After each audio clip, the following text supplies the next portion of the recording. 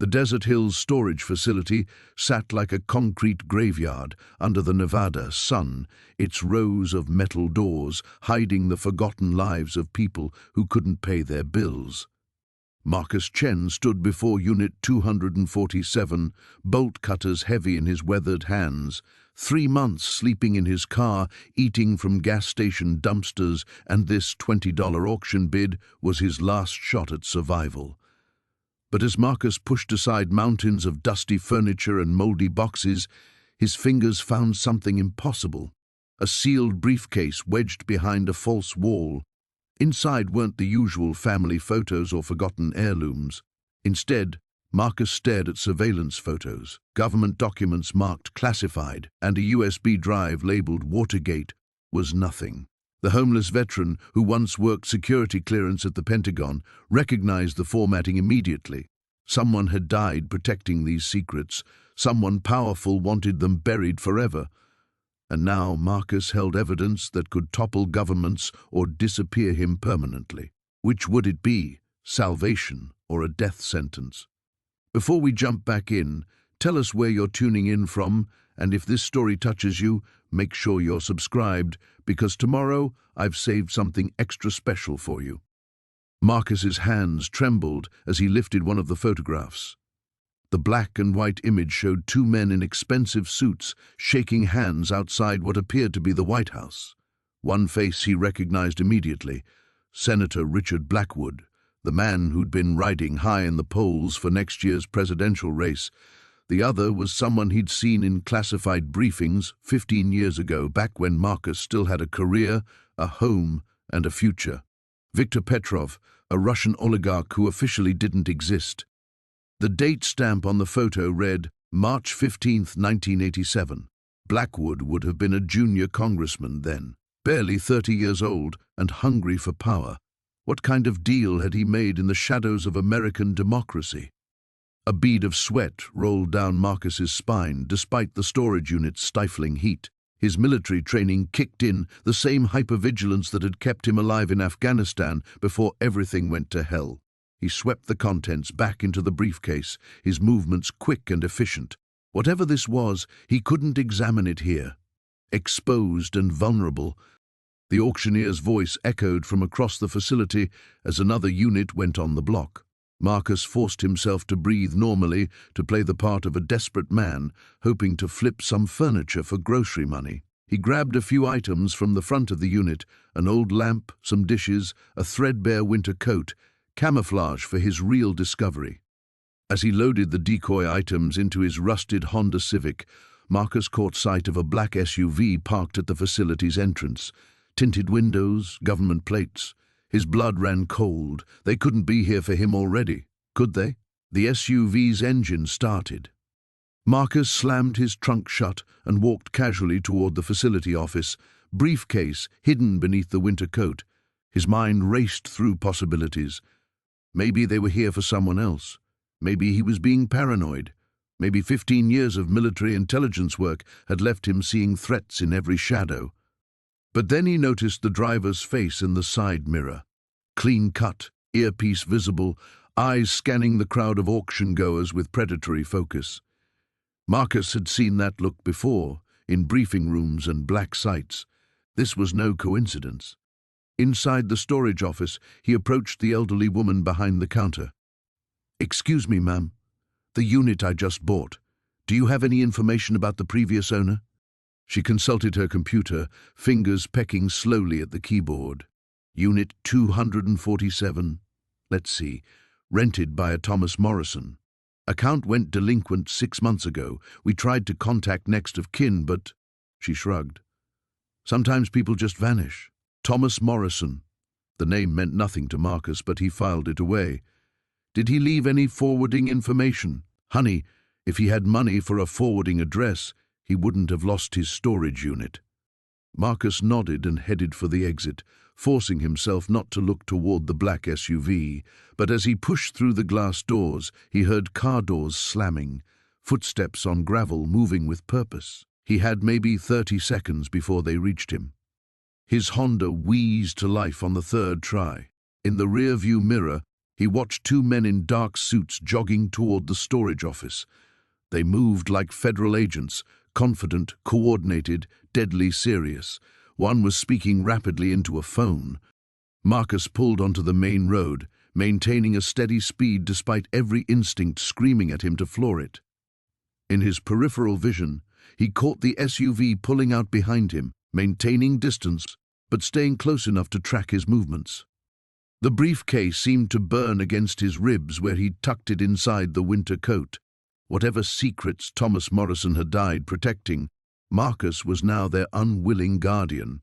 The question was whether he'd live long enough to figure out what to do with them. His phone buzzed. "Unknown number." Against his better judgment, Marcus answered. "You have something that belongs to us," said a voice like winter steel. "We'd very much like it back." The rusted padlock fell to the concrete with a metallic clatter that seemed to echo through the entire storage facility. Marcus's hands trembled as he gripped the handle of Unit 247, the weight of his impulsive $20 bid settling in his stomach like a stone. $20 was 3 meals. $20 was the difference between sleeping in his car or splurging on a motel room with a working heater. He yanked the metal door upward, wincing at the screech of protesting hinges. The beam from his phone's flashlight cut through the darkness, revealing a space far different from the typical abandoned storage unit. Instead of the usual collection of moldy furniture and forgotten Christmas decorations, Unit 247 was meticulously organized. Steel filing cabinets lined one wall, each drawer labeled with dates spanning from 1987 to 2003. Bankers' boxes sat stacked in perfect columns, their contents marked with alphanumeric codes that meant nothing to Marcus, but suggested an obsessive level of organization. In the far corner, a desk held an ancient computer terminal, its green screen dark but somehow ominous in the cramped space. Marcus stepped inside, his footsteps muffled by thick industrial carpeting that someone had installed over the concrete floor. This wasn't storage, this was an office. Someone had worked here, hidden away from the world behind a numbered metal door.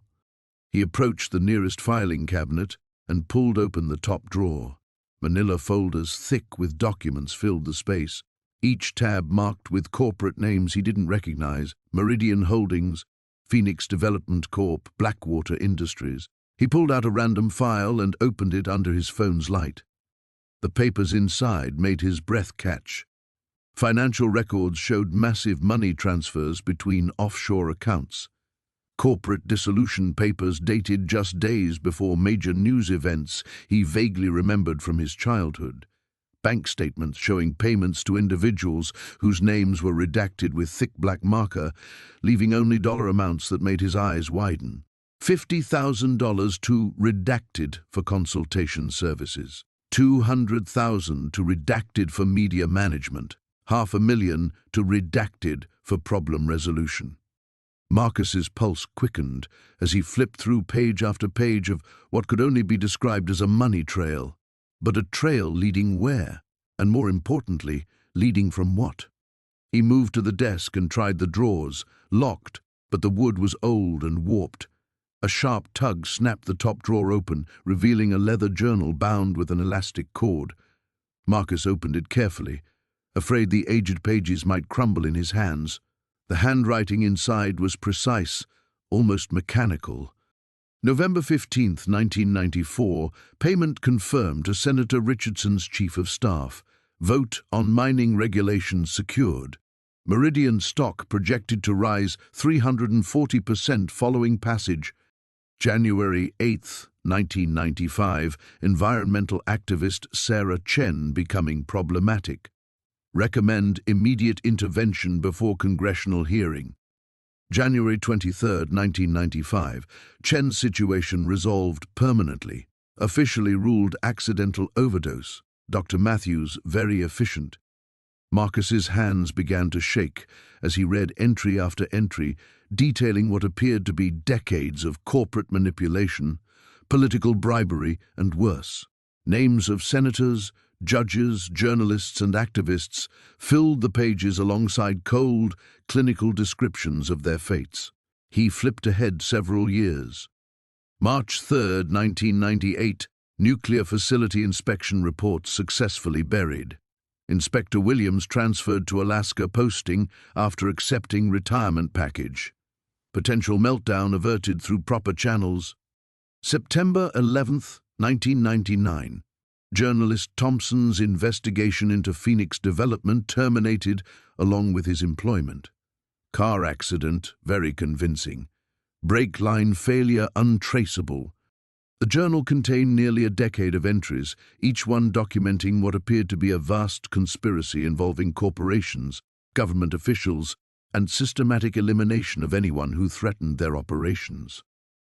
Marcus realized he was holding evidence of dozens of murders, countless acts of corruption, and a network that had operated with impunity for years. His phone buzzed with a low battery warning, and the reality of his situation crashed over him like ice water. He was alone in a storage facility at night, holding proof of crimes that reached the highest levels of power. People had died for knowing far less than what he'd discovered in just 10 minutes. But the financial records suggested something else: offshore accounts containing millions of dollars. Account numbers were meticulously documented in the files, along with access codes written in the journal's margins. If this evidence could destroy powerful people, it could also make him wealthy beyond imagination. Marcus heard footsteps echoing from somewhere in the facility corridors. Slow, deliberate footsteps that seemed to be moving methodically from unit to unit. His blood turned to ice as he realized someone might be looking for this storage unit, looking for what he'd found. He grabbed the journal and as many files as he could carry, stuffing them into his jacket. The footsteps were getting closer, accompanied now by the sound of metal doors being tested, opened and closed. Marcus switched off his phone's flashlight and crept toward the entrance of Unit 247, his heart hammering against his ribs. In the darkness beyond, a beam of light swept slowly across the corridor, searching. The fluorescent lights buzzed overhead as Marcus spread the contents across his kitchen table, his hands trembling slightly as he arranged the photographs in chronological order. Each image told a piece of a story he wasn't sure he wanted to understand. The earliest photos, yellowed with age and dated 1987, showed men in expensive suits shaking hands outside what appeared to be a pharmaceutical laboratory. He recognized none of the faces, but the body language spoke of secretive dealings and hushed conversations. His phone buzzed. A text from his landlord: "Rent's 3 days late, Marcus.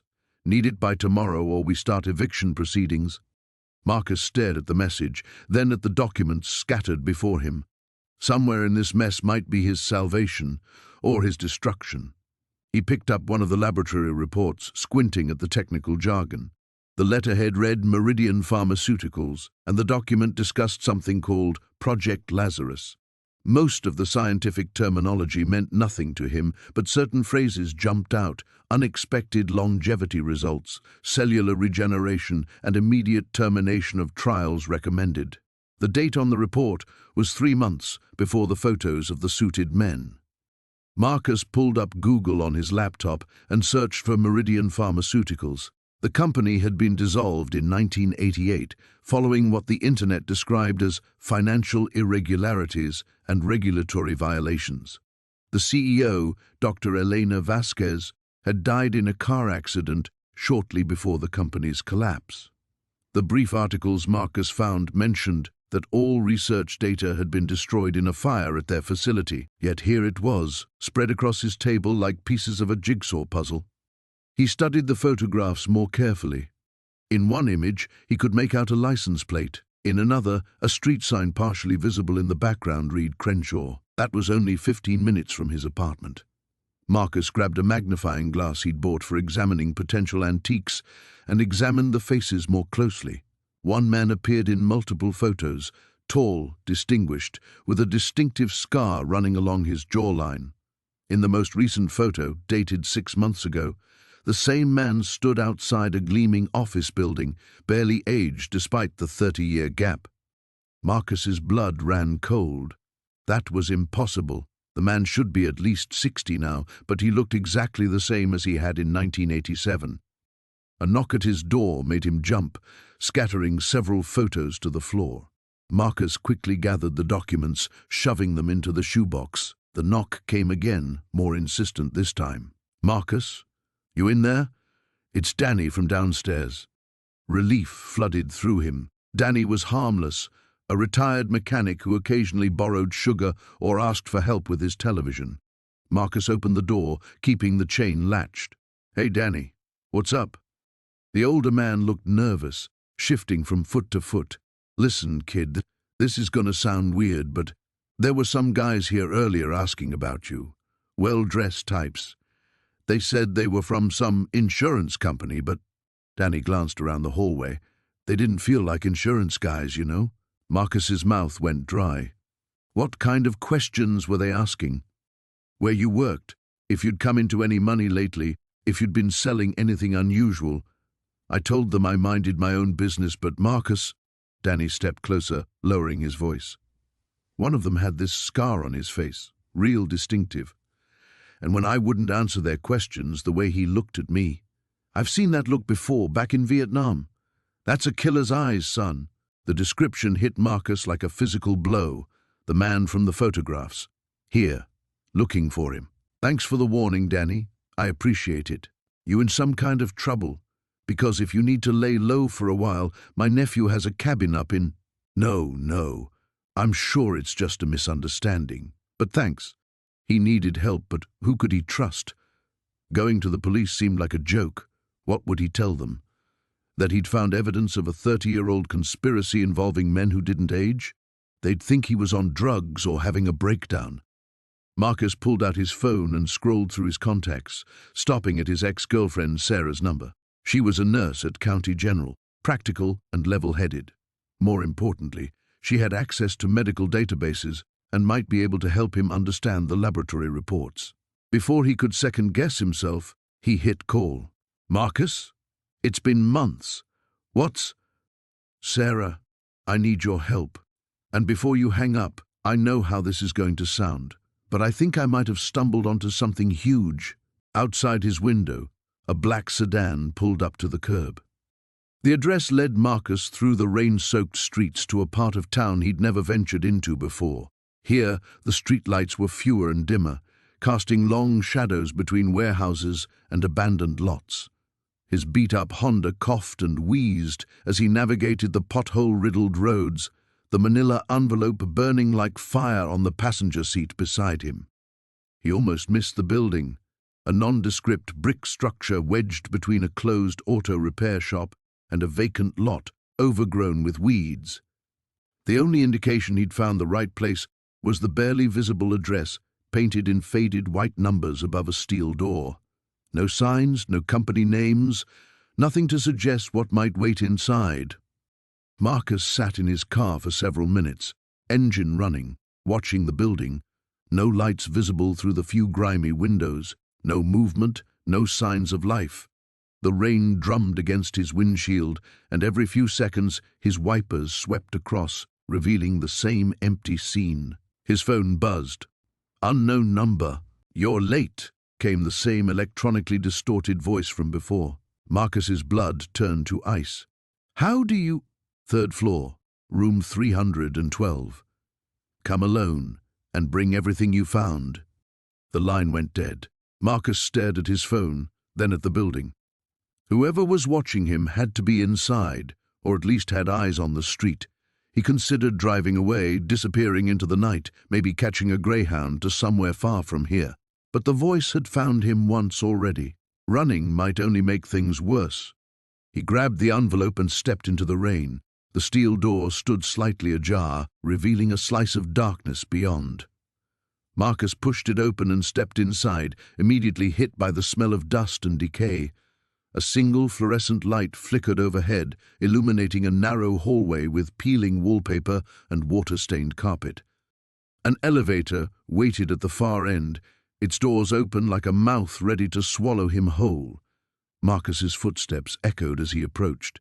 The elevator buttons were worn smooth, but he could still make out the number 3. He pressed it and felt the ancient machinery lurch to life. The ride up seemed to take forever. When the doors finally opened, Marcus found himself facing another dimly lit hallway. Room numbers were barely visible on the doors. 309, 310, 311. At the end of the corridor, 312 waited. The door was already open. Marcus approached slowly, every instinct screaming at him to turn back. Through the doorway, he could see a small office space lit by a single desk lamp. Someone sat behind the desk, face hidden in shadow. "Mr. Rodriguez, please come in." The voice was different now. No electronic distortion, just a woman's voice, cultured and calm.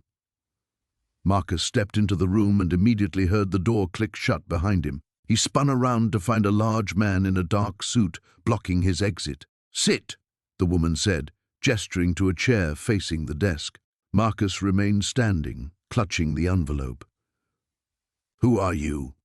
The woman leaned forward into the light, revealing an elegant face framed by silver hair. She appeared to be in her 50s, with sharp eyes that seemed to take in everything at once. "My name is Eleanor Voss. I represent certain interests that have been waiting a very long time for someone to find what you found today." "What interests?" "The kind that have the resources to make your life very comfortable, Mr. Rodriguez. Or very short." She smiled, but it didn't reach her eyes. "The choice is yours." Marcus felt sweat beading on his forehead despite the cool air in the room. "What do you want?" "I want you to understand the significance of what you've stumbled upon. Those documents don't just represent money, Mr. Rodriguez.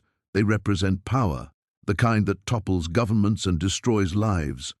Eleanor gestured to the envelope. "May I?" Marcus hesitated, then placed the envelope on the desk. Eleanor opened it carefully, spreading the documents across the surface. Her expression remained neutral as she examined each page, but Marcus caught a flicker of something. Satisfaction, maybe, or relief. "These are copies," she said finally. "How can you tell?" "Because I helped create the originals 30 years ago." Eleanor's eyes met his. "What you found in that storage unit belonged to Daniel Carver, a journalist who thought he could expose a conspiracy that reached the highest levels of government and corporate power. He died in a car accident before he could publish his story." "Accident?" Eleanor's smile was razor thin. "There are no accidents at this level, Mr. Rodriguez, only necessary corrections." She gathered the documents. Daniel was careless. He made copies and scattered them, thinking it would keep him safe. "We've spent decades recovering them." Marcus felt the room spinning around him. "You killed him." "I didn't personally pull any triggers or cut any brake lines, but yes, we eliminated a threat."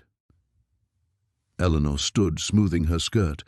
"The question now is whether you'll be equally foolish or whether you'll be smart enough to walk away and forget this ever happened." The large man behind Marcus shifted position, his jacket falling open just enough to reveal a shoulder holster. "What's it going to be, Mr. Rodriguez?" The coffee shop on 5th Street buzzed with the usual morning crowd, but Marcus felt like every eye was on him as he slid into the corner booth. His hands trembled slightly as he wrapped them around the ceramic mug, the warmth doing little to calm his nerves. Across from him, Detective Sarah Chen studied his face with the intensity of someone who'd spent years reading lies. "You look like hell," she said, stirring sugar into her black coffee. "When's the last time you slept?" Marcus almost laughed. Sleep seemed like a luxury he might never enjoy again. "Hard to say. Time gets funny when you're afraid someone's going to put a bullet in your head." Sarah's expression sharpened. She'd been Marcus's neighbor for 3 years, long enough to know he wasn't prone to dramatics. When he'd called her at 6 in the morning, voice shaking as he asked to meet, she'd agreed without hesitation. "Start from the beginning," she said, pulling out a small notebook. "And don't leave anything out." Marcus glanced around the coffee shop one more time before reaching into his jacket. He pulled out a manila envelope, worn and yellowed with age, and slid it across the table. Sarah opened it carefully, her eyebrows rising as she examined the contents. "These are police files," she said, her voice dropping to a whisper. "From 1987. How did you—" She stopped, looking up at him. "The storage unit." He nodded, watching her face as she flipped through the documents. Her expression grew darker with each page. The files detailed a string of apparent suicides and accidents, all involving witnesses to what the paperwork euphemistically called irregularities in municipal contracts. 7 deaths over 6 months, all ruled clean by the coroner's office. "Jesus, Marcus," Sarah breathed. "Do you understand what you're holding? Evidence of murder," he said, "multiple murders. And according to these files, someone very powerful was cleaning house." Sarah held up a photograph, black and white, grainy, showing 2 men shaking hands outside City Hall. One Marcus didn't recognize, but the other made his blood run cold. Even 35 years younger, the face was unmistakable. "That's Governor Hamilton," Sarah said. "Before he was governor. Hell, before he was mayor. Keep reading." She turned the page and found the witness statements, testimonies from construction workers and city employees who'd observed irregularities in the Harbor Point development project. Millions in city funds had been diverted, environmental reports falsified, safety inspections bypassed. The workers had been prepared to testify before a grand jury. They'd all died before getting the chance. "This is circumstantial at best," Sarah said, but her voice lacked conviction. The deaths could still be coincidental. Marcus reached across and turned to the final page in the file. A handwritten note, penned in careful script, final payment confirmed. All loose ends tied up. Project proceeds as planned. J.W., Marcus said. "James Whitmore, Hamilton's campaign manager, then chief of staff now. He's been with Hamilton for 40 years, Sarah. Since the beginning." Sarah closed the file and leaned back in her booth, her face pale. "You're talking about the governor of the state, a man who might run for president. This isn't some small-time corruption scheme, Marcus. This is a conspiracy that's made Hamilton rich and powerful, built on the bodies of 7 people who tried to do the right thing." Marcus finished. "And now I have the evidence that could bring him down." "Or get you killed," Sarah said. "If this is real, if these people are capable of what you're suggesting, then you're in serious danger. Why bring this to me? Why not the FBI?" Marcus had been asking himself the same question. "Because I trust you, and because I needed someone to know the truth in case something happens to me." Sarah was quiet for a long moment, staring at the envelope. "What do you want to do?" "I want to see justice done," Marcus said. "These people died because they tried to expose corruption. Their families deserve to know the truth. And you want to get rich," Sarah added, not unkindly. Marcus couldn't deny it. The thought had crossed my mind. "But this is bigger than money now, is it? Because if you're thinking about blackmail, you might as well put a gun to your own head and save them the trouble." Before Marcus could respond, his phone buzzed. Unknown number. He looked at Sarah, who nodded grimly, then answered. "Mr. Collins?" The voice was smooth, cultured, and completely unfamiliar. "I believe you have something that belongs to me. Something you found in storage unit 247. Marcus's blood turned to ice. "Who is this?" "A concerned party. Someone who's very interested in making a deal. You have 1 hour to decide, Mr. Collins. Cooperation brings rewards. Stubbornness brings consequences." The line went dead. Across the table, Sarah was already reaching for her radio. "They found me," Marcus whispered. Marcus's hands trembled as he spread the photographs across his cramped apartment floor, creating a mosaic of corruption that seemed to pulse with malevolent energy under the flickering overhead bulb. Each image told a piece of a story he was only beginning to understand, and the more he saw, the more he wished he could unknow it all. The central figure appeared in nearly every photograph. Senator William Hartwell, whose campaign posters still dotted the city despite his death 3 years ago. But these weren't campaign photos. These showed Hartwell in shadowy meetings, briefcases changing hands, documents being signed in what looked like abandoned warehouses and dimly lit parking garages. Marcus picked up a particularly clear shot, showing Hartwell shaking hands with a man whose face made his blood run cold. Even in the grainy photograph, he recognized Vincent Romano, the crime boss whose trial had dominated headlines 5 years ago. Romano had walked free on a technicality, but everyone knew he was guilty. Now Marcus was staring at evidence that suggested the senator had been in Romano's pocket all along. His phone buzzed. The number was unknown, but something told him to answer. "You found something interesting, didn't you, Marcus?" The voice was smooth, cultured, with just a hint of an accent he couldn't place. Marcus's throat went dry. "Who is this? Someone who's been waiting a long time for those photographs to surface." "My name is Elena Vasquez, and I think we should meet." "How do you know about the photos? How do you even know my name?" "Because I've been watching that storage unit for 3 years, waiting for someone brave enough or desperate enough to bid on it. You weren't my first choice, but you might be exactly what I need." Marcus glanced at his apartment door, suddenly paranoid that someone might be listening. "What do you want?" "To finish what someone died trying to expose. Meet me at the Blue Moon Diner on 8th Street in 1 hour. Come alone and bring everything you found." The line went dead. Marcus stared at the phone, his mind racing. Every instinct screamed at him to run, to burn everything and pretend this nightmare had never started. But Elena's words echoed in his head. Someone had died trying to expose this. Someone had gathered this evidence, hidden it away, and paid the ultimate price. He thought about his eviction notice, about the gnawing hunger that had driven him to that storage auction in the first place. These photographs were his ticket out of poverty, but they might also be his death warrant.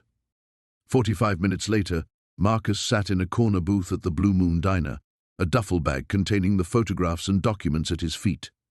The diner was nearly empty, just a few late-night regulars nursing coffee and pie. He'd chosen a seat with a clear view of both entrances, though he wasn't sure what good it would do him if things went wrong. Elena Vasquez was nothing like he'd expected. She looked to be in her 50s, with silver-streaked hair pulled back in a neat bun and intelligent dark eyes behind wire-rimmed glasses. She could have been a librarian or a college professor, not someone involved in whatever conspiracy these photographs represented. She slid into the booth across from him without preamble. "Thank you for coming. I wasn't sure you would." "I'm not sure I should have." She smiled, but it didn't reach her eyes. "Smart. Paranoia will keep you alive in this business. May I see them?" Marcus hesitated, then reached into the bag and pulled out a manila envelope containing a selection of the most damning photographs. Elena's face remained impassive as she studied them, but he noticed her hands shake slightly as she held the image of Senator Hartwell with Romano. "Oh my God," she whispered. "David actually got it. He got proof of the connection." David Chen. He was an investigative journalist, and he was my partner."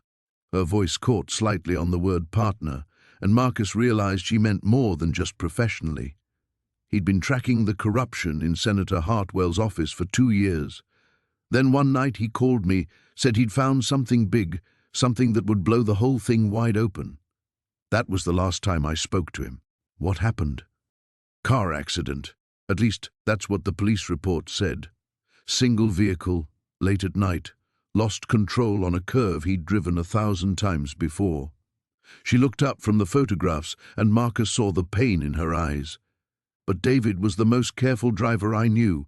He never even got a speeding ticket." Marcus felt a chill run down his spine.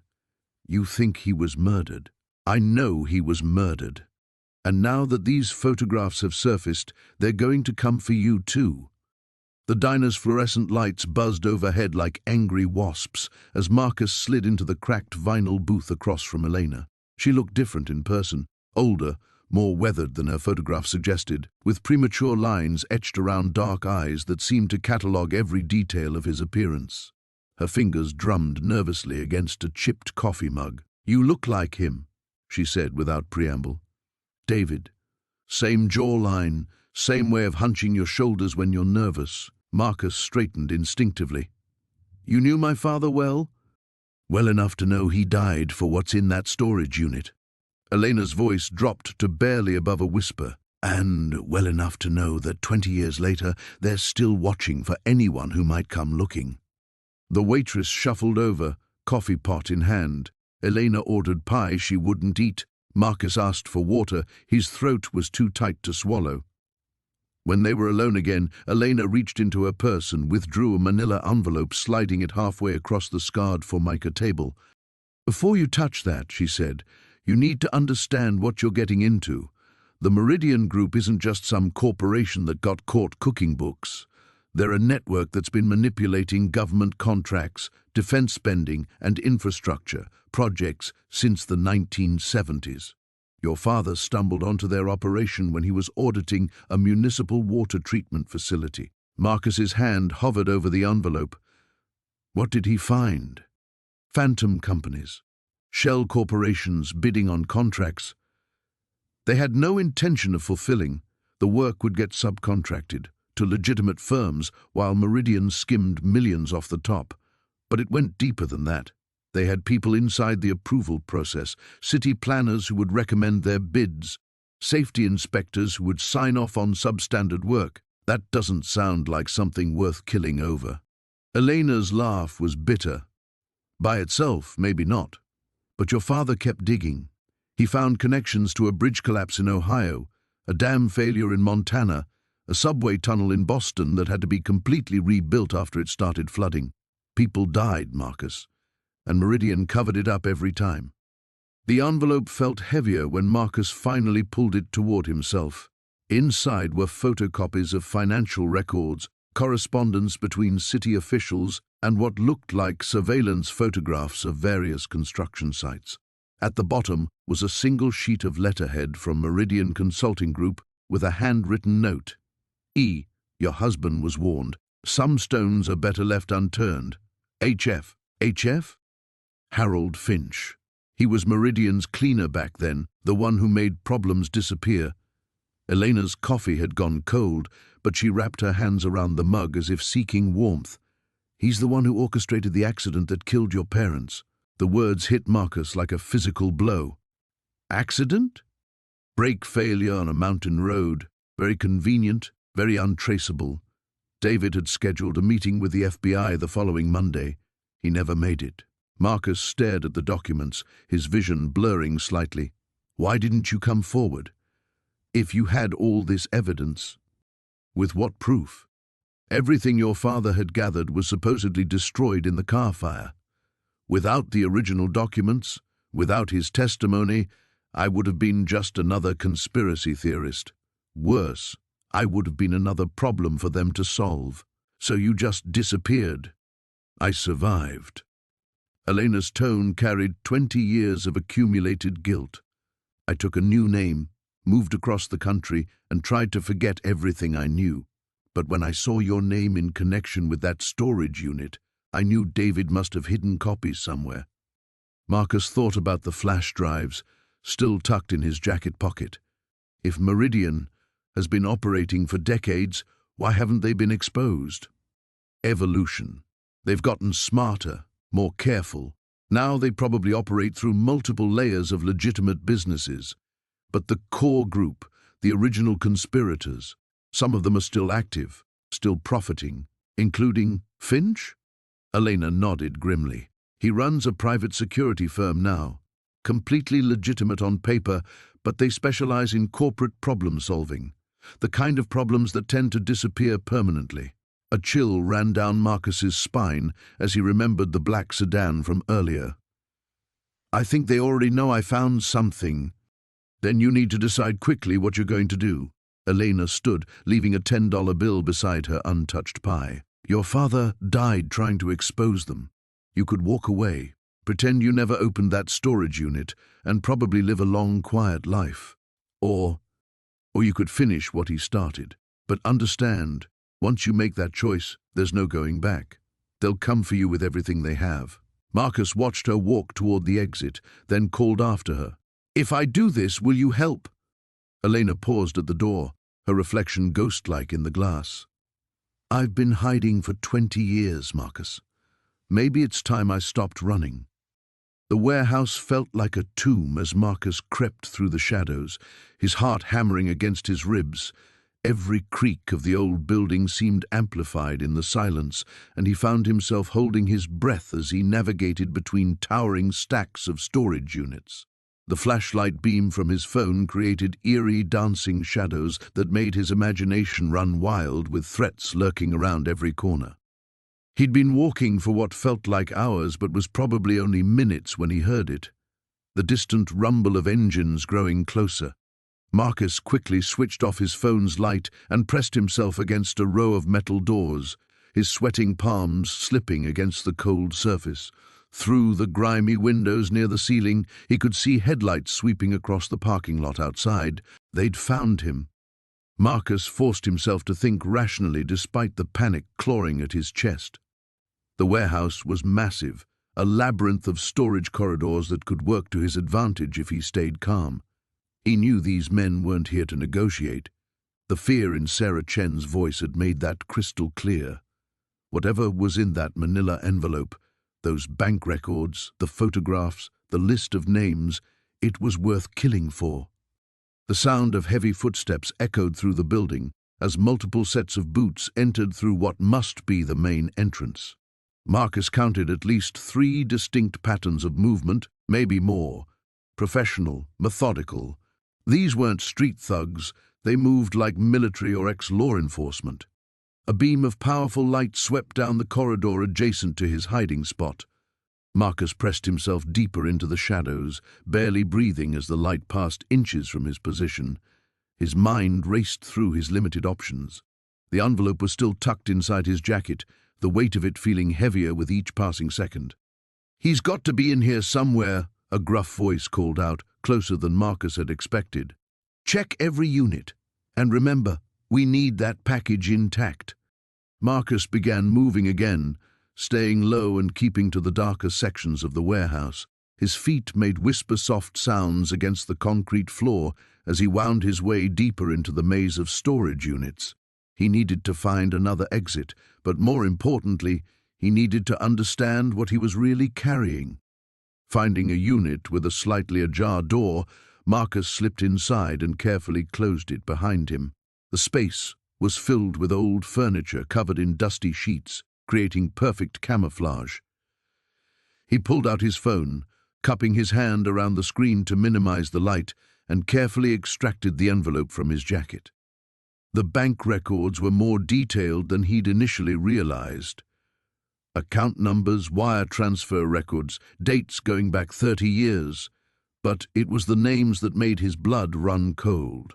Senator Patricia Hawthorne, currently running for president, Federal Judge Robert Crane, Police Commissioner Janet Valdez, and at the center of it all, a company called Meridian Holdings that seemed to be funneling money between all of them. The photographs told an even more damning story. Secret meetings, handshakes, documents being exchanged. Someone had been documenting this conspiracy for decades, building an airtight case that could topple some of the most powerful people in the country. A metallic clang echoed through the warehouse, followed by angry voices. They were getting closer, systematically checking each row. Marcus realized with growing horror that they weren't just looking for him. They were checking every single unit. It was only a matter of time before they reached his hiding spot. He stuffed the documents back into the envelope and looked around the cramped space for any advantage he could find. Among the covered furniture, he spotted something promising, an old camping backpack hanging from a hook on the wall. Marcus quickly transferred the envelope into the backpack and slung it over his shoulders. If he was going to run, he needed his hands free. The voices were in the next row now, close enough that he could make out individual words. Marcus heard the screech of metal doors being yanked open, followed by the sound of items being roughly moved around. These men were thorough and they were getting impatient. Marcus pressed his ear to the door of his hiding unit and listened carefully to the pattern of their search. They seemed to be working from his left toward his right, which meant he had maybe 2 minutes before they reached him. 2 minutes to figure out how to get out of this warehouse alive. He thought about Sarah Chen's warning, about the decades of careful planning that had gone into protecting these secrets.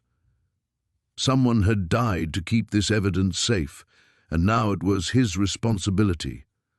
The weight of that realization settled on his shoulders alongside the backpack. The searching sounds stopped abruptly, replaced by an ominous silence that made Marcus's skin crawl. Then He heard something that made his heart skip entirely, the quiet scrape of a hand testing the door handle of his unit. The abandoned warehouse on the outskirts of downtown looked like every other derelict building Marcus had seen in his years of scraping by, but the address matched the coordinates he'd found in Eleanor Finch's coded notes. He checked his phone. 3:47 a.m. The streets were empty except for the occasional delivery truck rumbling past. Marcus circled the building twice before finding an unlocked service door on the north side. The hinges protested with a rusty squeal that made him wince. Inside, his flashlight beam cut through air thick with dust and the musty smell of decay. Rows of metal shelving stretched into the darkness, most empty, some still holding forgotten inventory from whatever business had operated here decades ago. His phone buzzed. A text from Sarah. Police were at your apartment building an hour ago. Don't come back. Marcus's blood went cold. They were closing in faster than he'd anticipated.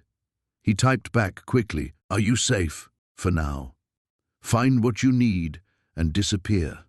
The coordinates led him to the northwest corner of the warehouse, where a section of shelving had been moved aside to reveal a hidden room. Marcus's heart hammered as he squeezed through the gap. The space beyond was small but organized, filing cabinets, a desk, and boxes stacked with military precision. On the desk lay a manila envelope with his name written in Eleanor's careful script. Inside he found a letter dated 3 months ago. "Marcus," it began, "if you're reading this, then I'm dead, and you've been smart enough to follow the breadcrumbs. I chose you because you're invisible to them, a man with nothing left to lose but everything to gain." The storage unit was just the beginning. Marcus's hands trembled as he continued reading. Eleanor had spent 30 years documenting the conspiracy from the inside, feeding information to journalists and investigators who kept turning up dead or discredited.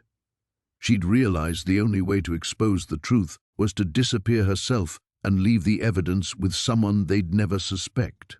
"The real evidence is in the filing cabinets," the letter continued. "Financial records, communications, photographs, everything needed to bring down Senator Crawford and his associates. But be warned, they have people everywhere.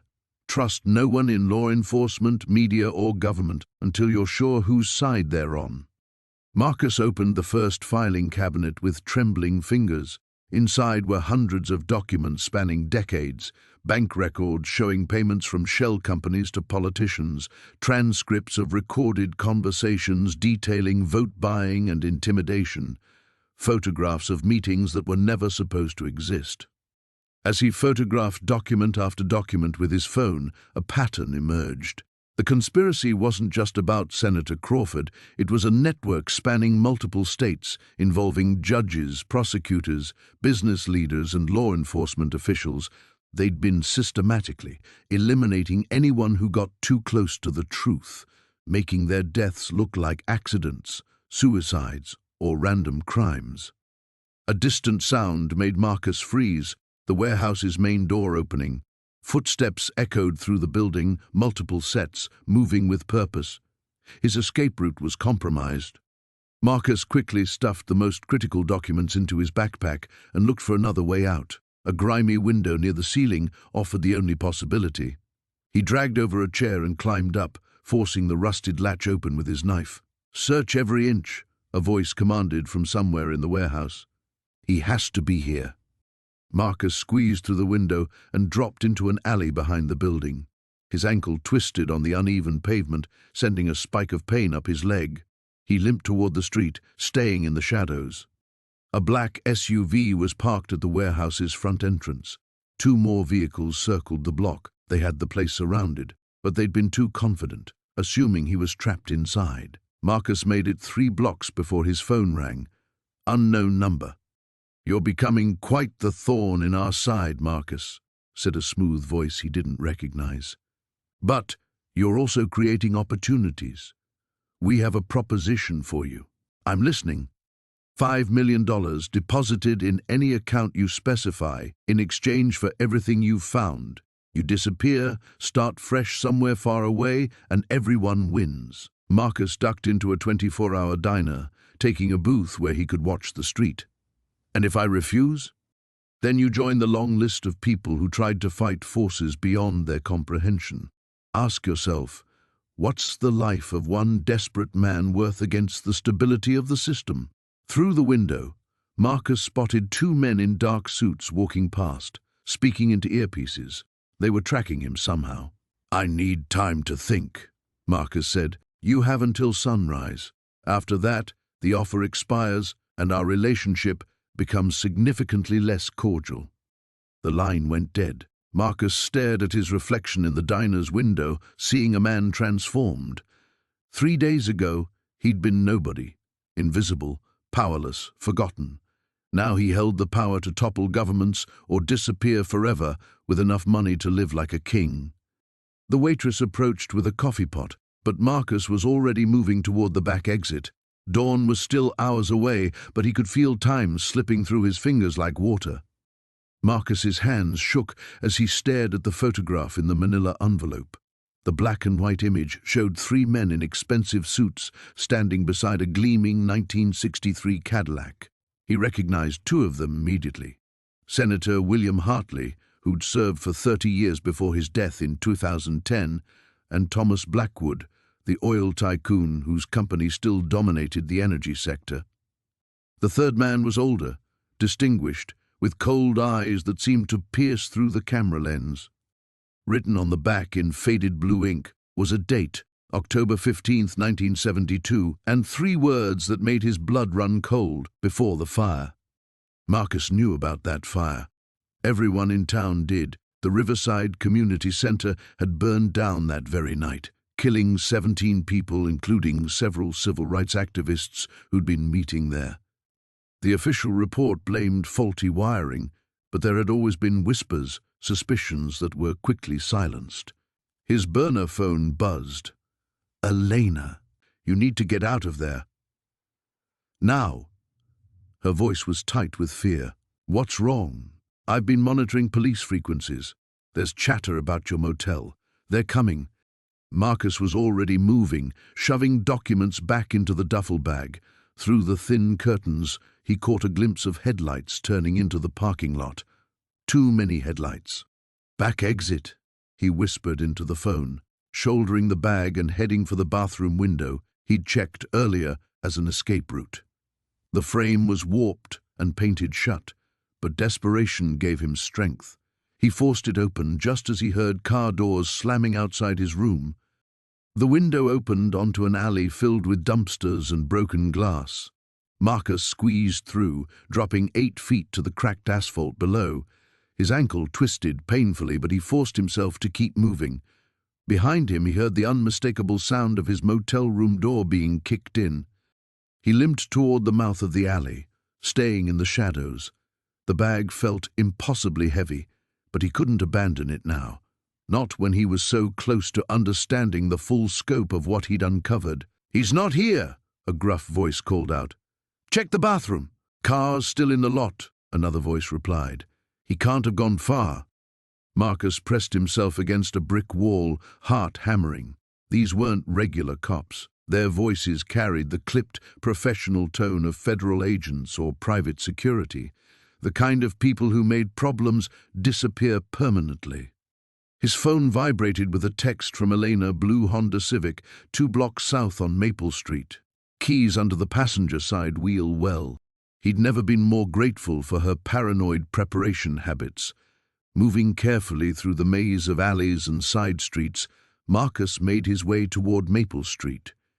Every shadow seemed to hide a threat. Every distant voice made him freeze. The Honda was exactly where she'd said it would be, a nondescript sedan that wouldn't attract attention. He found the keys, slipped inside, and started the engine with hands that wouldn't stop trembling. As he pulled away from the curb, his phone rang again. "Nice work," Elena said. "You're getting good at this." "I don't want to get good at this. I want to go back to worrying about rent money and whether the vending machine at work is stocked with decent coffee. That life is gone, Marcus. You know that, right? The moment you opened that storage unit, everything changed." He knew she was right, but the truth felt like a physical weight in his chest. I found something else in the papers, a photograph from 1972, right before the Riverside fire. Elena's sharp intake of breath told him she understood the significance immediately. That wasn't an accident. No, it wasn't. And I think I know why Dr. Morrison had to die. Marcus turned onto the highway, checking his rearview mirror obsessively. She must have found the same evidence. Maybe she was going to expose them. 30 years of murders, covered up by some of the most powerful people in the country, Elena said. Do you have any idea how much money changed hands to keep this quiet? How many people had to be paid off or eliminated? Enough to justify killing one more person who got too close. Marcus's voice was grim. The question is, what do we do with this information? Who can we trust? Nobody in any official capacity. Not the FBI, not the police, not the media. They've had 50 years to plant people everywhere. Then, how do we stop them? Elena was quiet for a long moment. When she spoke again, her voice carried a new determination. We don't stop them. We expose them so publicly, so dramatically, that they can't silence everyone who knows. We make their secret too big to contain. Marcus drove through the darkness, the weight of decades-old crimes pressing down on him like a physical presence. Somewhere behind him, people were hunting him with resources he couldn't imagine. Somewhere ahead lay a truth that powerful men had killed to protect, and somehow he had to survive long enough to bring it all into the light. The warehouse smelled like rust and broken dreams. Marcus crouched behind a stack of moldering cardboard boxes, his heart hammering against his ribs as footsteps echoed through the cavernous space. 3 sets of boots, moving with military precision across the concrete floor. "He's here somewhere," came a gravelly voice that made Marcus's blood run cold. The tracker on his phone went dead right outside this building. Marcus cursed silently, remembering too late that he should have ditched his phone hours ago.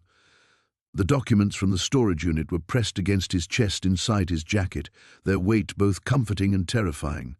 20 pages that detailed offshore accounts, coded transactions, and names that would make headlines if they ever saw daylight.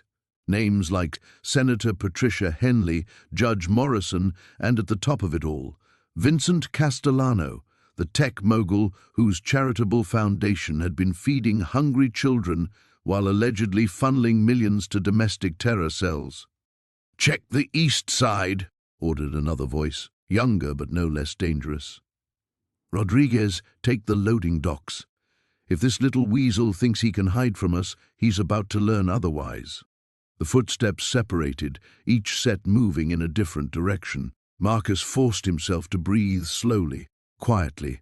He'd been running for 18 hours straight, ever since he'd foolishly tried to verify the documents by calling the newspaper. That single phone call had apparently triggered every alarm in whatever shadow network these papers exposed. A beam of light swept past his hiding spot, missing him by inches. Marcus pressed himself deeper into the shadows, his mind racing through his options. The warehouse had multiple exits, but they were watching at least 2 of them. The windows were 30 feet up, and the fire escape was on the far side of the building. His stomach growled, reminding him that his last meal had been a gas station hot dog nearly 24 hours ago. The irony wasn't lost on him. He'd bid his last $20 hoping to find something to sell for grocery money, and instead he'd stumbled into a conspiracy worth hundreds of millions.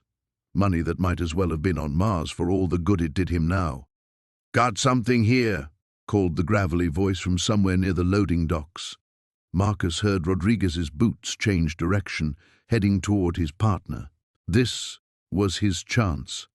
Marcus slipped from his hiding spot and moved like a ghost between the towering shelves of abandoned inventory. His years of scraping by on the streets had taught him how to move silently, how to become invisible when survival depended on it. He reached the base of a metal shelving unit that stretched nearly to the ceiling and began to climb. The steel was cold and sharp against his palms, but he ignored the pain. Hand over hand, he pulled himself upward, each movement calculated to avoid making noise. Below him, he could hear the men regrouping. "False alarm," Rodriguez was saying. "Just found his jacket. He ditched it to throw us off." Marcus almost smiled.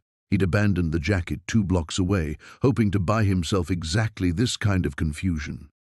He reached the top of the shelving unit and carefully pulled himself onto the narrow metal platform.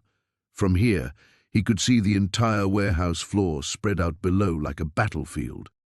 The 3 men were gathered near the loading dock, their flashlight beams crisscrossing as they planned their next move.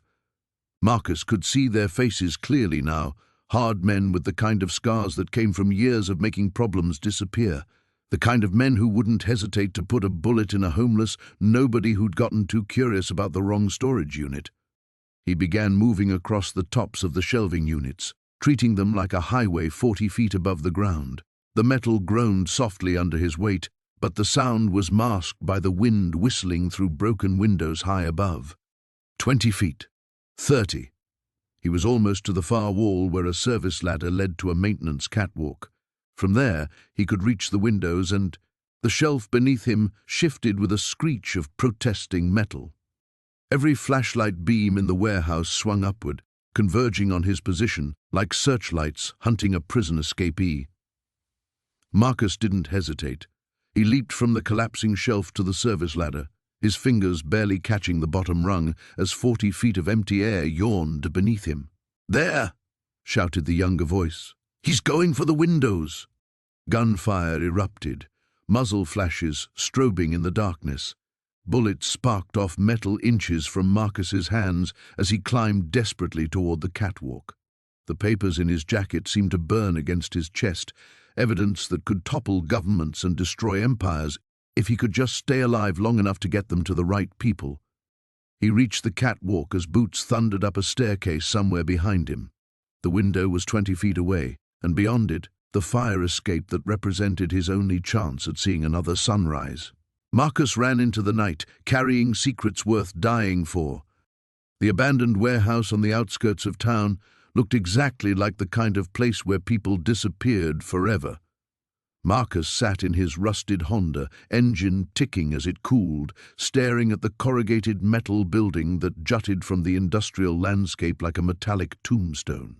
The address from Elena Vasquez's notebook had led him here, to what appeared to be another dead end in an increasingly dangerous maze. His phone buzzed. Another unknown number. "Stop looking, or you'll end up like the others," the electronically distorted voice whispered before the line went dead. Marcus's hands shook as he pocketed the phone. The others. How many people had stumbled onto this conspiracy over the decades? How many had vanished without a trace, their questions buried along with their bodies?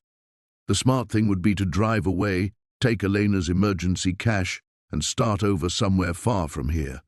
But the photograph of the young girl, Elena's daughter, remained tucked in his jacket pocket, a constant reminder that some secrets demanded exposure regardless of the cost. The warehouse's side door hung slightly ajar, revealing only darkness beyond. Marcus approached cautiously, every shadow potentially concealing an assassin. The metal handle was ice-cold against his palm as he pulled the door wider.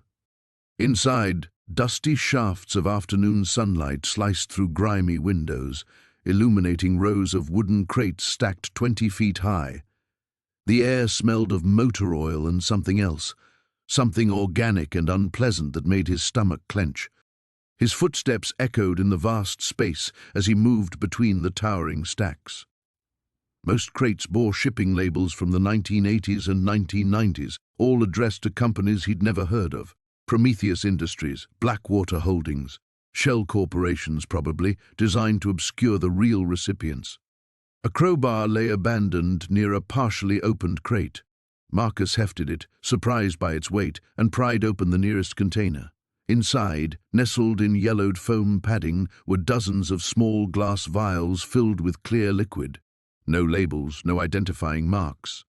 The next crate contained documents, thousands of pages of research data, test results and correspondence. Marcus pulled out a thick folder, marked Phase 3 trials, and flipped it open. His blood turned to ice water.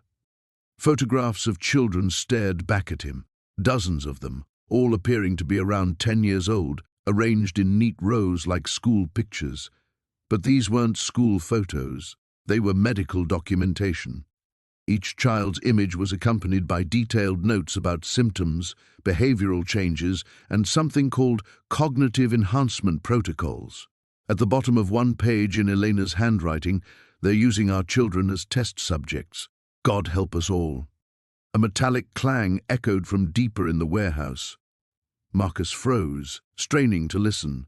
Footsteps, deliberate and measured, moving in his direction. He stuffed the folder inside his jacket and crept toward the back of the building, weaving between the maze of crates. The footsteps grew closer, accompanied now by voices.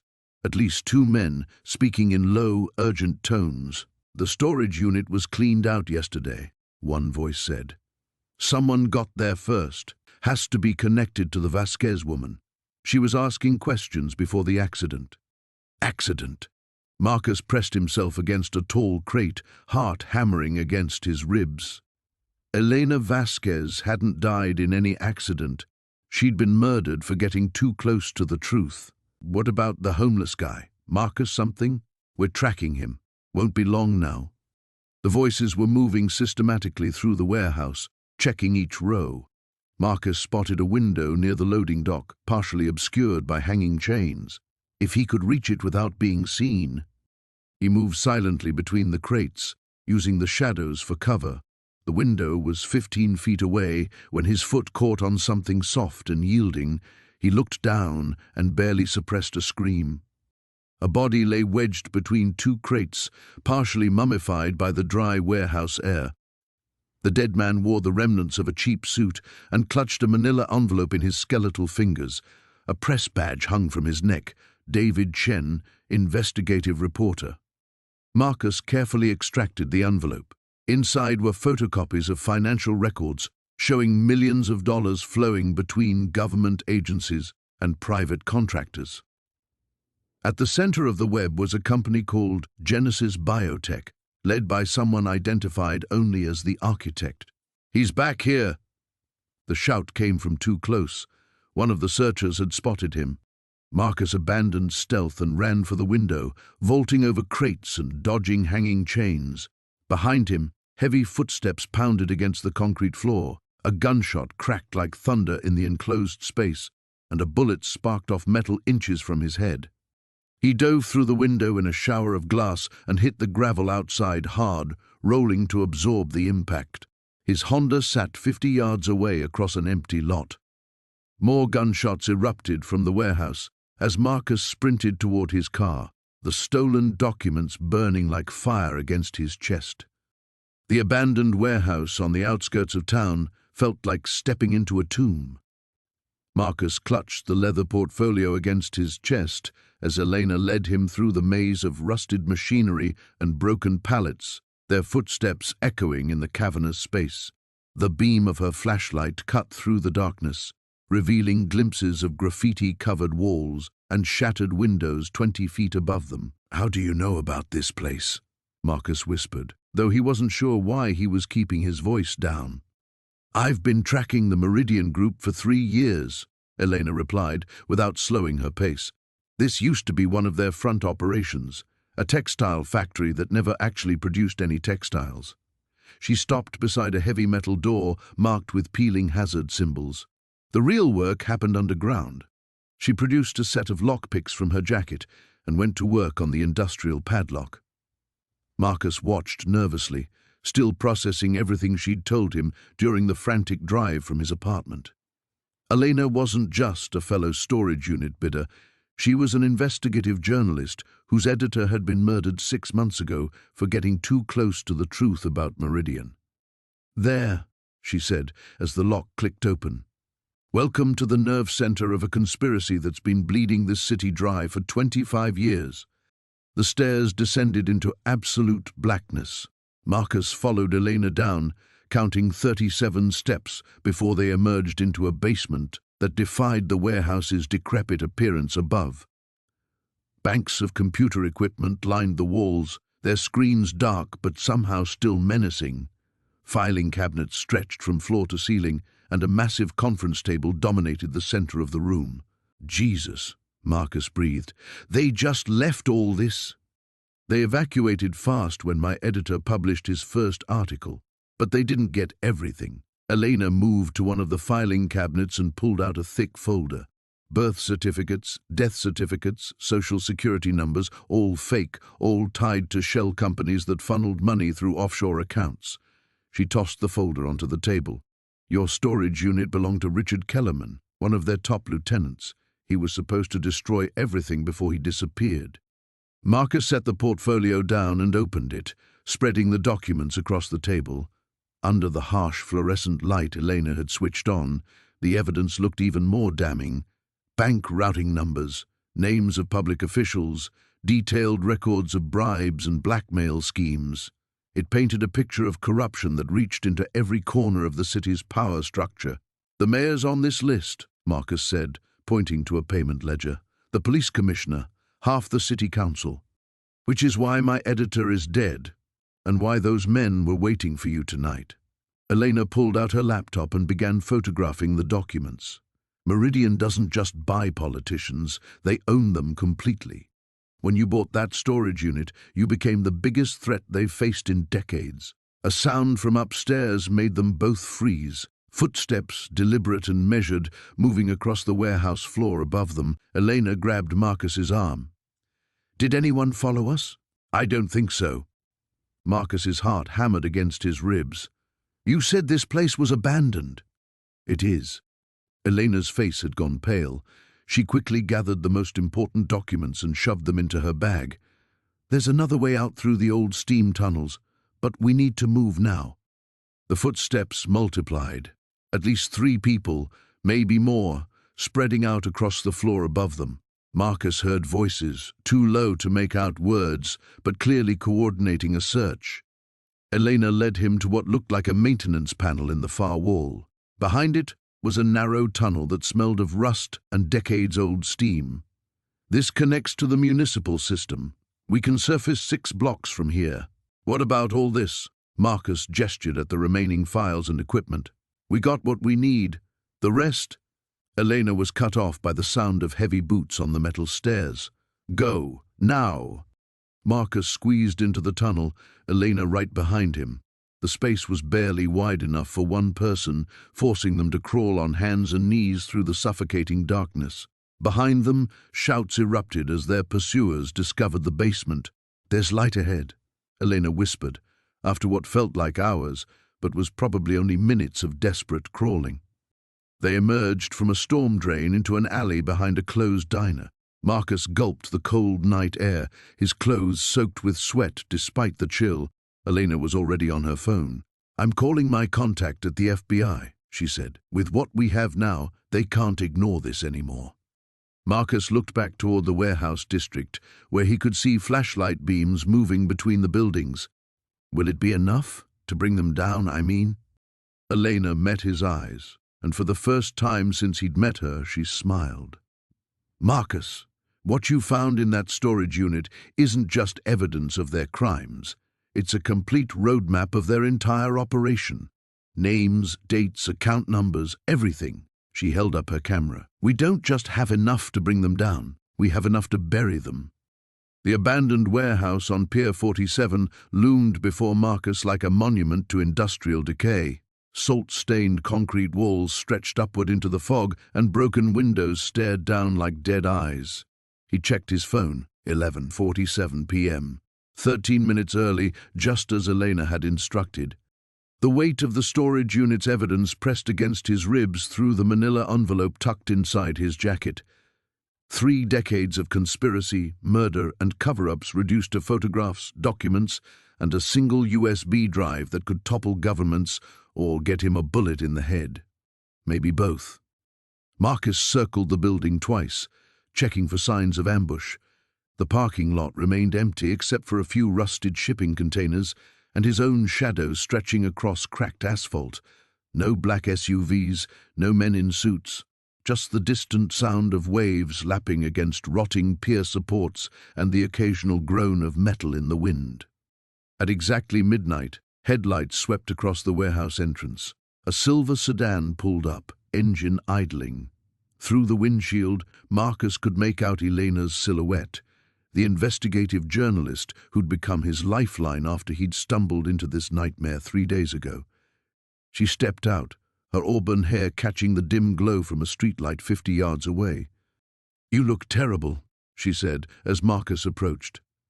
Dark circles shadowed her eyes, and her usually immaculate appearance showed signs of strain. 3 hours of sleep in the last 48 hours will do that. Marcus glanced over his shoulder. "Are we alone?" "As alone as we can be anywhere in this city." Elena's voice carried an edge he hadn't heard before. "Did you bring everything?" Marcus patted his jacket. Photos, financial records, the correspondence between Senator Harwick and Meridian Industries, and the drive with the surveillance footage from 91. Everything from the storage unit that proves they've been orchestrating these accidents for 30 years. Elena nodded, but something in her expression made Marcus's pulse quicken. She kept glancing toward the warehouse entrance, and her right hand remained hidden in her coat pocket. "There's been a development," she said. "After our phone call this afternoon, I did some digging into Meridian Industries' current operations. Marcus, they're not just covering up old crimes. They're planning something new, something big." "What kind of something?" Before Elena could answer, the warehouse doors groaned open. Marcus spun around to see figures emerging from the shadows, 3 men in dark clothing, walking with the measured pace of professionals. His blood turned to ice water. "Elena, we need to go, now." But when he turned back to her, she hadn't moved. Her hand was still in her pocket, and her eyes held an expression that made his stomach drop. "I'm sorry, Marcus. I really am." The pieces clicked together with devastating clarity. Elena's too convenient appearance in his life, her knowledge of the storage unit auction, her insistence on meeting here, alone in the middle of the night. "How long?" he asked, his voice barely above a whisper. "Since the beginning. They'd been watching you from the moment you bought that unit. They knew what was inside. Hell, they put it there. Old evidence they thought was safely buried until the facility went into default and the units went to auction." Marcus felt the world tilting beneath his feet. "You played me. I tried to convince them to just buy you off. 100 grand and a one-way ticket to somewhere tropical. But after you ran from the hotel yesterday, after you started making calls to other journalists..." Elena shook her head. "They don't believe you'll ever stop digging." The men were closer now, close enough that Marcus could see the bulges under their jackets, close enough to count the seconds he had left. The storage unit owner, Hendricks. He was part of it, wasn't he? That's why he disappeared in 91. Richard Hendricks documented everything before he ran. Insurance, he called it. He just never got the chance to use it. Elena's voice carried what might have been genuine regret. "You were supposed to find junk, Marcus. Broken furniture and old clothes, not a dead man's insurance policy." Marcus's hand moved slowly toward the envelope. If he was going down, maybe he could destroy the evidence before they got it. But Elena anticipated his movement. "Don't make this harder than it has to be. Give me the envelope, and I promise it'll be quick." The footsteps behind him had stopped. Marcus could feel their presence like heat at his back. 3 of them, plus Elena, no weapons except whatever she had in her pocket, no backup, no brilliant escape plan. But as his fingers touched the envelope's edge, Marcus smiled. It was a cold, bitter expression that made Elena's eyes widen. "You know what the funny thing is?" he said, his voice steady despite the trembling in his hands. "You're absolutely right. I'll never stop digging." Then he pulled out his phone and pressed send on the message he'd composed hours ago, the one addressed to every major news outlet in the country. The warehouse felt like a tomb as Marcus pressed himself against the cold concrete wall, listening to the footsteps echo through the cavernous space. 3 sets, maybe 4. They moved with purpose, spreading out in a search pattern that would corner him within minutes. His phone buzzed against his chest, a text from Sarah. "Police are compromised. Trust no one. Get to the backup location." The backup location. He'd memorized the address from one of the documents in the storage unit, never imagining he'd actually need it. a safe house tucked away in the industrial district, supposedly containing everything needed to expose the Meridian Group's 40-year stranglehold on the city's infrastructure contracts. A flashlight beam swept past his hiding spot, missing him by inches. Marcus held his breath, clutching the leather portfolio that contained the smoking gun. Financial records showing how city officials had funneled hundreds of millions through shell companies, all leading back to a consortium of businessmen who'd been pulling strings since the 1980s. "He's got to be in here somewhere," a gruff voice called out. Jameson saw him enter through the loading dock. Marcus recognized the voice. Detective Rivera, the same cop who'd taken his statement about the break-in at his apartment. The same man who'd assured him they'd investigate thoroughly. The realization hit him like ice water. They'd been watching him from the moment he'd opened that storage unit. Moving as quietly as possible, Marcus crept toward a stack of wooden crates. The warehouse stretched for what seemed like miles, filled with decades of abandoned machinery and forgotten inventory. Somewhere in this maze, there had to be another exit. Another text from Sarah. "They have Chen. Hurry." Dr. Chen, the forensic accountant who'd helped them decode the financial records. If the Meridian Group had him, it meant they were tying up loose ends. Marcus was likely next on that list, followed by Sarah and anyone else who'd glimpsed the truth. A beam of light suddenly blazed across the wall above his head. Marcus dropped low, his heart hammering as footsteps approached his position. Through a gap in the crates he could see a figure in a dark jacket, methodically checking each hiding spot. The portfolio felt heavy in his hands, weighted with the power to bring down some of the most influential people in the city. Bank records showing payments to judges, construction contracts awarded without bidding, environmental reports buried to protect development deals.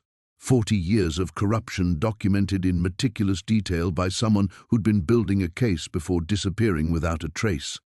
Marcus thought about that someone, Margaret Torres, the investigative journalist whose storage unit he'd unknowingly purchased. According to the documents, she'd been close to publishing her exposé when she'd vanished in 1983. The official report claimed she'd left town voluntarily, but Marcus now understood the truth. She'd been silenced, her life's work locked away in a 10 by 12 storage unit that nobody was supposed to find. The footsteps were getting closer. Marcus spotted a maintenance ladder leading to an overhead catwalk. If he could reach it without being seen, he might find a way to the roof. From there, it was anyone's guess, but staying put guaranteed capture. He waited for the flashlight beam to move away, then darted from his hiding spot. The ladder was 15 feet away across open ground. He'd covered half the distance when a shout rang out behind him. "There, north wall." Marcus ran, abandoning stealth for speed. The ladder's bottom rung was just within reach when gunfire erupted, bullets sparking off metal pipes and concrete. He hauled himself up, climbing frantically as voices converged below. The catwalk stretched across the warehouse like a bridge suspended in darkness. Marcus ran along it, hearing the structure groan under his weight. Behind him, someone else had reached the ladder and was climbing in pursuit. Ahead, he spotted a window set high in the wall, a potential escape route if he could break through. But first, he needed to create some distance. The portfolio contained photocopies. The originals were safely hidden in a bank deposit box, but his pursuers didn't know that. Maybe he could use their desperation to his advantage. Marcus stopped running and turned to face his pursuer, Detective Rivera, breathing hard and pointing a service weapon at his chest.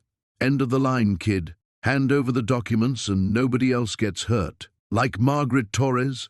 Marcus called out. "Like Dr. Chen?" Rivera's expression didn't change. "You're in way over your head. These people don't leave loose ends." "Then I guess I'll have to make sure they can't," Marcus replied, pulling out his phone and holding it up. "Everything's been uploaded to the cloud. Kill me, and it automatically goes public in 30 minutes. It was a bluff. He hadn't had time to set up any dead man's switch, but Rivera's slight hesitation told him it was working. In that moment of doubt, Marcus heard the distant wail of sirens. Not police sirens, but something else. Fire department. Sarah must have called in the cavalry. The warehouse felt like a tomb as Marcus crept through the shadows.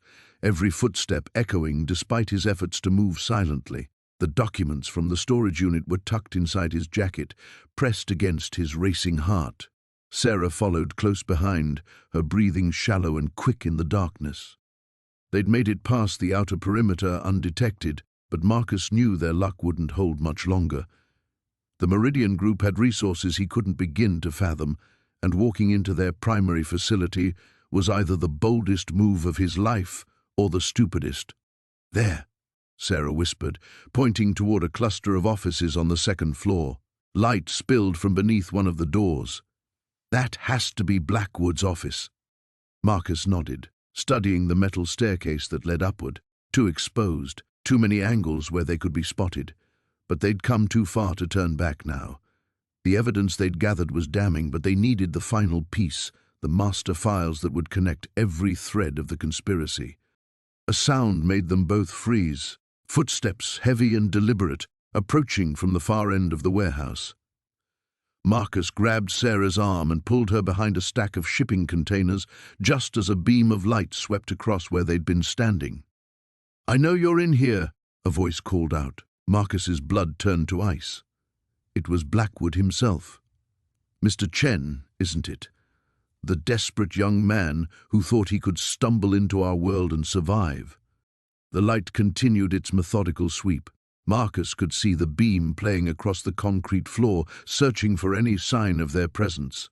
He pressed himself harder against the container, feeling the cold metal through his shirt. "You've caused us considerable inconvenience," Blackwood continued, his voice carrying easily through the cavernous space. "But I admire your persistence. Most people would have taken our generous offer and disappeared. You, however, seem determined to complicate things." Sarah's hand found Marcus's in the darkness, her fingers trembling. They both knew Blackwood wasn't alone. Marcus could hear at least 2 other sets of footsteps moving to flank their position. "The documents you found," Blackwood said, closer now, "they tell quite a story, don't they? 30 years of carefully orchestrated events, elections influenced, markets manipulated, entire governments toppled, all in service of a greater vision." Marcus closed his eyes, trying to think. They needed a distraction, something to draw attention away from their hiding spot long enough to reach the stairs. His hand moved to his pocket, feeling for his phone. "You see, Mr. Chen, what you've stumbled upon isn't just a conspiracy. It's the foundation of tomorrow's world order. The chaos, the instability you've witnessed over the past decades, none of it was random. Every crisis was manufactured, every solution predetermined. We don't just predict the future, we create it." The beam of light was getting closer. Marcus could see dust motes dancing in its glow, could hear Blackwood's breathing. 20 feet, maybe less. "Your friend, Ms. Rodriguez, understood this," Blackwood continued. "Before her unfortunate change of heart, she was quite instrumental in our operations. Brilliant woman. It's a shame she chose sentiment over survival." Sarah's grip on Marcus's hand tightened. He could feel her anger radiating in the darkness. "But perhaps we can still reach an understanding," Blackwood said. "The offer stands. $10 million for your silence and cooperation. Think about it. You'd never have to worry about money again, never have to bid on storage units, hoping for enough junk to buy your next meal." Marcus pulled out his phone, thumb hovering over the emergency call button.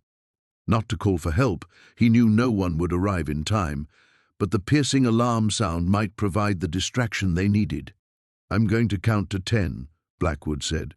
"If you don't show yourselves, my associates will begin a more thorough search, and they won't be as patient as I've been. 1.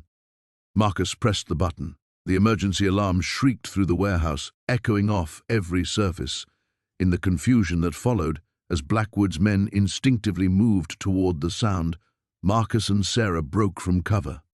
They ran toward the stairs, feet pounding against the concrete. Shouts erupted behind them, but they didn't look back. The metal steps rang like bells under their weight as they climbed. 2. "Stop them!" Blackwood's voice cut through the alarm. Marcus heard the distinctive crack of gunfire, saw sparks fly from the railing beside his head. Sarah stumbled but kept moving, her face pale in the emergency lighting that had activated with the alarm. They reached the second floor as more shots rang out below. The office door Sarah had spotted was just ahead, its light still burning like a beacon. Marcus kicked it open without slowing down. Inside, banks of computers hummed quietly, their screens displaying streams of data. File cabinets lined the walls, and there, sitting on the desk like it had been waiting for them, was a single black folder marked Phoenix Protocol. Marcus grabbed it as Sarah started pulling drives from the computers. Outside, the footsteps were getting closer. The warehouse floor trembled beneath Marcus's feet as Detective Chen's backup units surrounded the building. Red and blue lights strobed through the grimy windows, casting eerie shadows across the concrete walls where Marcus crouched behind a stack of shipping containers. His heart hammered against his ribs as he clutched the leather briefcase containing the original Blackwood Industries documents, the evidence that would either vindicate him or seal his death warrant. "Marcus Rodriguez, this is Detective Chen. We know you're in there. Come out with your hands visible and we can talk this through." The amplified voice echoed through the cavernous space, but Marcus didn't move. 20 feet away, Vincent Blackwood III pressed his back against a support pillar, his expensive suit torn and his face bleeding from their earlier struggle. The old man's eyes burned with decades of rage and desperation as he spoke into an encrypted phone. "I don't care what it costs," Blackwood hissed. "Activate the cleanup protocol.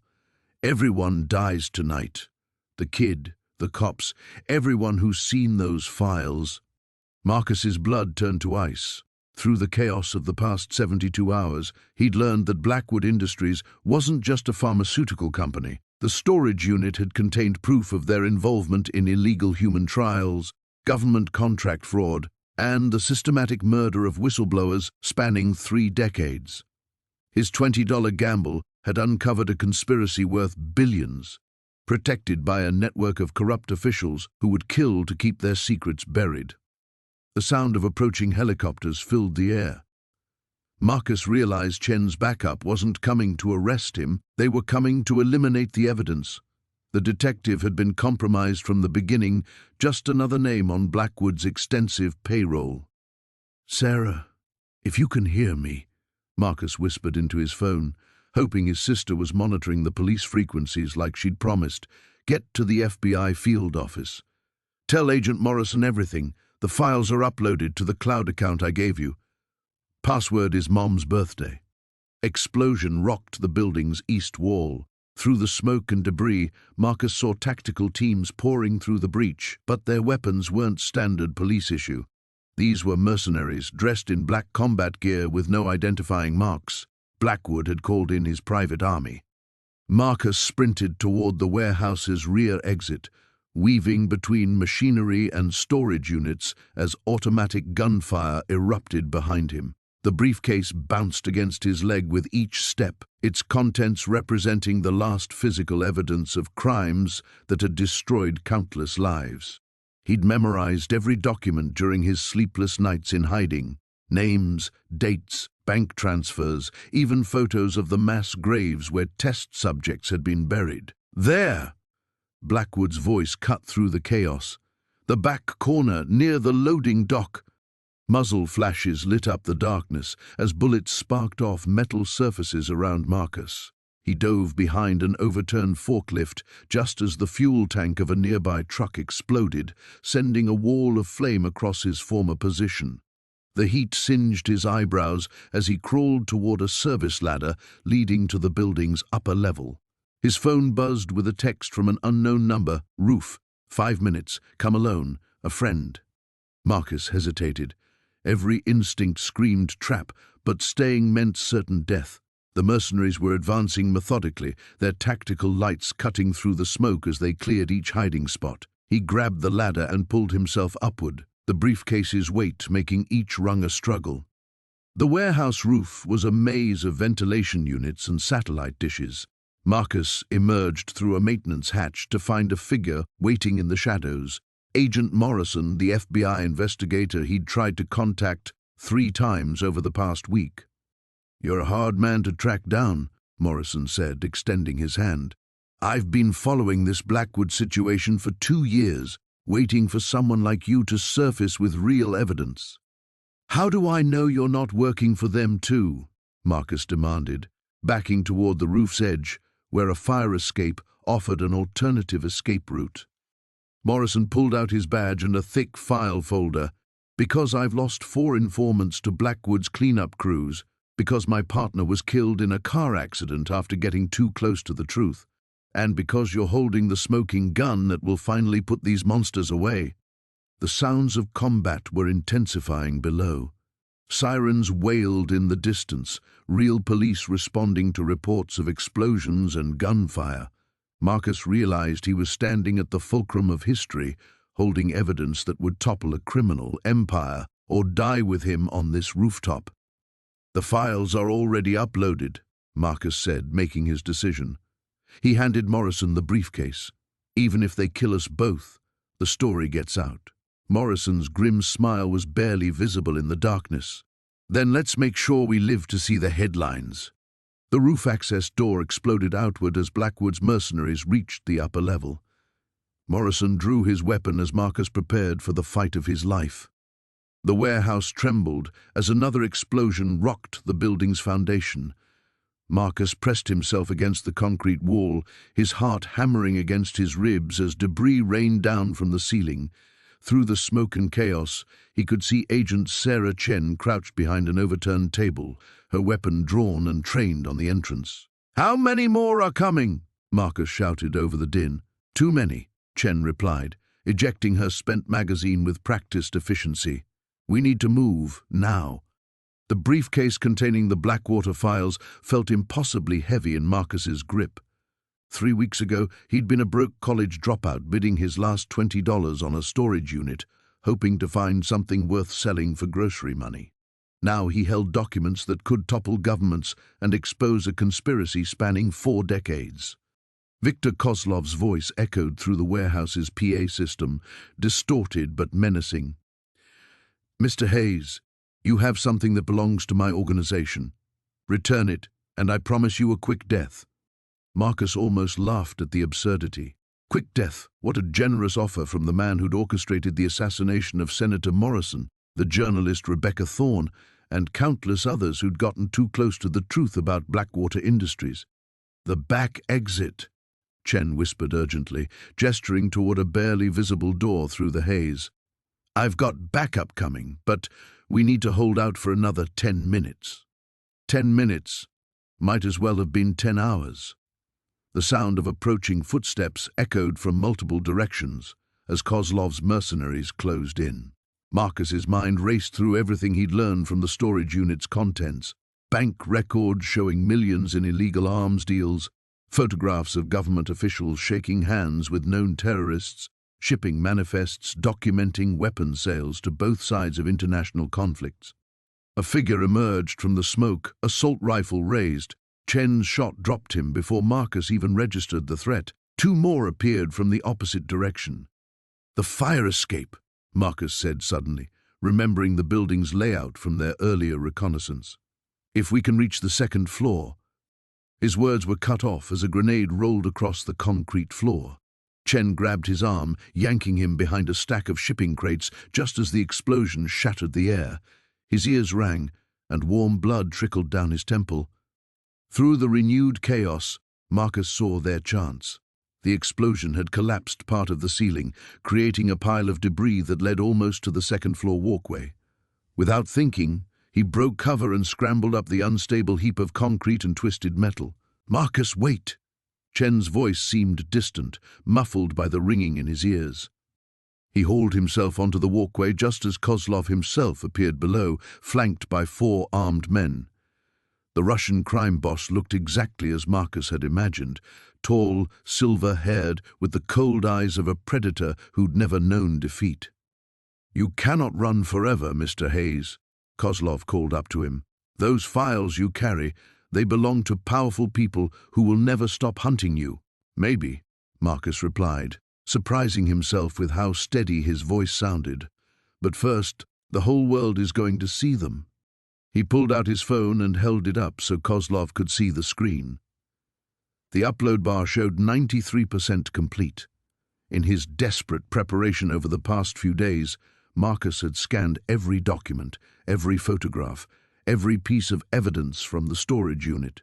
Everything was being transmitted simultaneously to news outlets across 6 countries. Kozlov's composure cracked for the first time. "You have no idea what you're destroying." "A corrupt empire built on blood money and murder?" Marcus shot back. "Good." The upload bar hit 100% just as Chen's backup finally arrived. The sound of helicopters filled the air, and tactical lights blazed through the warehouse windows. Kozlov's men scattered, but the crime boss himself stood frozen, staring up at Marcus with something approaching respect.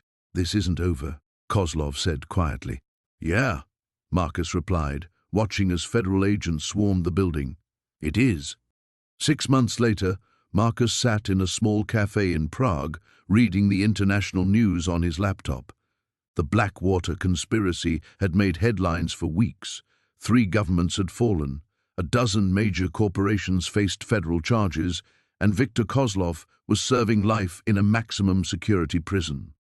The bounty on Marcus's head had been substantial, but the Federal Witness Protection Program had given him a new name, a new face through plastic surgery, and a new life. The reward money from several governments whose corruption had been exposed meant he'd never worry about bidding $20 on storage units again. His phone buzzed with a message from Agent Chen, now director of a new international task force investigating organized crime.